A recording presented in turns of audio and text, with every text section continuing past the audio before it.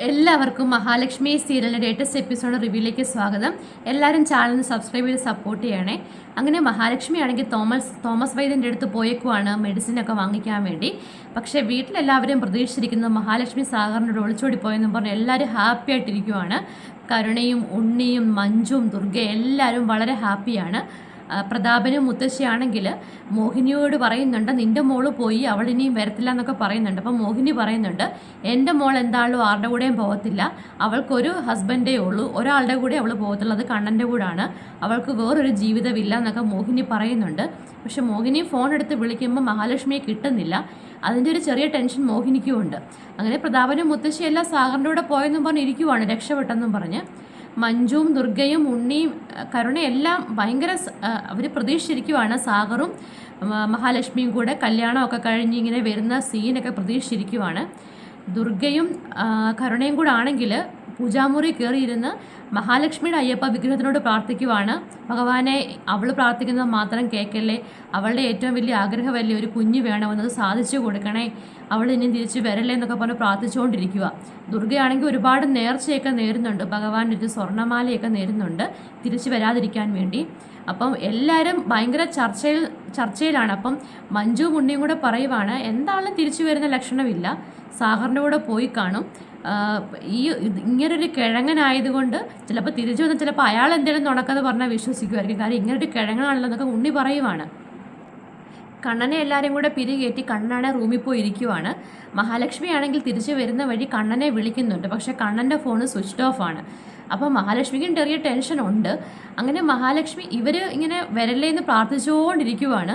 അപ്പോഴിതാണ്ട് car വരുന്നു. കാറിലാണെങ്കിൽ മഹാലക്ഷ്മി ഇറങ്ങി വരുന്നു. ഇപ്പോൾ ഇവർ ആദ്യമേ നോക്കുവാണ് മഹാലക്ഷ്മിയുടെ കൂടെ വേറെ വല്ലവരും ഉണ്ടോ എന്നൊക്കെ നോക്കുവാണ്.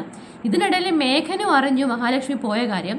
അപ്പം മേഘനും മനക്കോട്ട കിട്ടുന്നുണ്ട്, അവളെ സാഗർ കൊണ്ടുപോയി കാണും, ഇപ്പം അവൻ വിളിക്കും, അണ്ണാ ഞാൻ പണി പറ്റിച്ച് അണ്ണാ അവളെയും കൊണ്ട് ഞാൻ പോയെന്നൊക്കെ ഇപ്പം സാഗർ വിളിച്ചു പറയും. അവൻ്റെ അക്കൗണ്ടിലേക്ക് കുറച്ച് പൈസയൊക്കെ ഇട്ട് കൊടുക്കണം.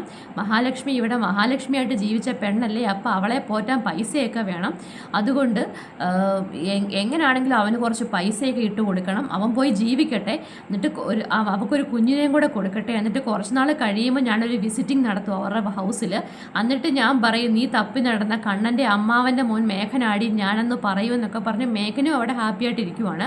ഇതിനിടയിലാണ് ഇവരും പറഞ്ഞുകൊണ്ടിരിക്കുമ്പോഴാണ് ഈ കാറിൻ്റെ എൻട്രി. അങ്ങനെ മഹാലക്ഷ്മി തന്നെ ഇറങ്ങി വരുവാണ്.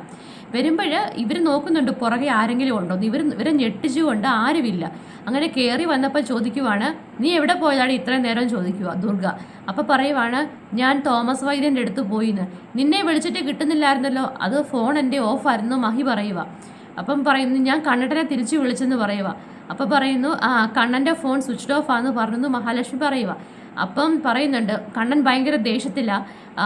അപ്പം മഹാലക്ഷ്മി പറയുവാണ്, നിങ്ങളെല്ലാം കൂടെ കണ്ണേട്ടനെ എരിവ് കയറ്റി കാണും, എനിക്കത് അപ്പോഴേ മനസ്സിലാവും, ഈ കുടുംബത്തിലൊരു ചെറിയ തെറ്റ് കണ്ട ഉടനെ ഇതങ്ങ് ഞാൻ വലിയ തെറ്റായിട്ട് അതങ്ങ് പരത്തും അതൊക്കെ പറയുന്നുണ്ട്. അപ്പോൾ കരുണയാണെങ്കിൽ നിനക്ക് ഇഷ്ടമുള്ള ആളെ കൂടെ പോകത്തില്ലേടി, നീ എന്തിനാടി ഇങ്ങോട്ട് വന്നെന്നൊക്കെ ചോദിക്കുക.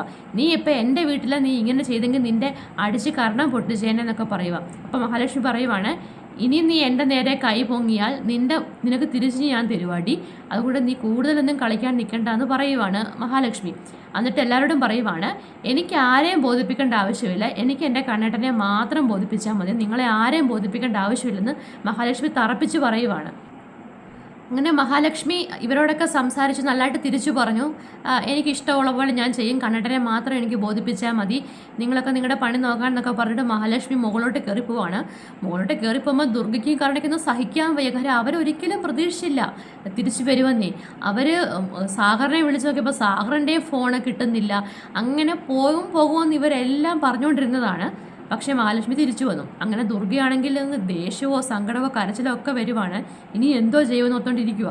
അങ്ങനെ മഹാലക്ഷ്മി ആണെങ്കിൽ മുകളിലോട്ട് കയറിപ്പോയപ്പോൾ കണ്ണനാണെങ്കിൽ ഭയങ്കര കലിപ്പിലാണ്. കണ്ണൻ പറയുവാണ്, അപ്പോൾ പറയുന്നുണ്ട് കണ്ണേട്ടാന്ന് വിളിക്കുന്നുണ്ട്. അപ്പോൾ തന്നെ മഹാലക്ഷ്മിക്ക് മനസ്സിലായി സംഗതി പന്തികേടാണ്.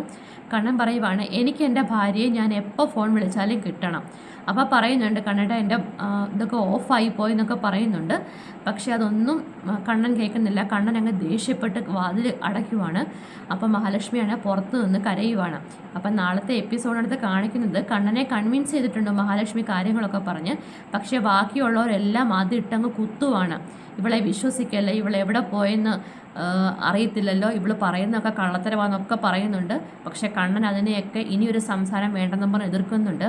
ഇതിനിടയ്ക്ക് മുത്തശ്ശിയും പ്രതാപനും അറിയുന്നുണ്ട്, മഹാലക്ഷ്മി തിരിച്ചു വന്ന കാര്യമൊക്കെ അറിയുന്നുണ്ട്. അതാണ് അടുത്ത പ്രമോയിൽ കാണിക്കുന്നത്. എല്ലാവരും ചാനൽ സബ്സ്ക്രൈബ് ചെയ്ത് സപ്പോർട്ട് ചെയ്യണേ. താങ്ക്